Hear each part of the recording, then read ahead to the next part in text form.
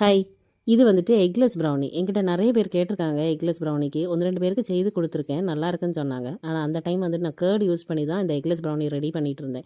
இப்போ கொஞ்ச நாளா மில்க் மேட் யூஸ் பண்ணி பண்றேன். ஆனா கர்ட விட மில்க் மேட் வந்து டேஸ்ட் ரொம்ப நல்லாயிருக்கு. இந்த ப்ரௌனி வந்துட்டு சேலத்துல இருந்து என்னோட ஒரு ரெகுலர் கஸ்டமர் ஒருத்தங்க தான் கேட்டிருந்தாங்க. அவங்க எப்பவுமே எக் யூஸ் பண்ணா தான் கேட்பாங்க. இந்த தடவை வீட்ல ரிலேட்டிவ் வர்றாங்க நியூ இயர்க்கு. அதனால எக்லெஸ் ப்ரௌனி வேணும்னு கேட்டிருந்தாங்க. இது வந்துட்டு ஒரு ஃபுல் ப்ரௌனி ஸ்லாபாவே வேணும்னு. கூடவே இதுக்கு ஃபில்லிங்ஸுக்கு டபுள் சாக்லேட் போட்டு கேட்டிருந்தாங்க. So milk chocolate and white chocolate தான் இதில் யூஸ் பண்ணியிருக்கேன். இந்த எக்லெஸ் ப்ரௌனிக்கு கர்ட் யூஸ் பண்ணுறதை விட மில்க் மேட் வச்சு இதை ரெடி பண்ணி எடுக்கும்போது இதோட ஷெல்ஃப் லைஃபும் கொஞ்ச நாள் கூடவே கிடைக்குது.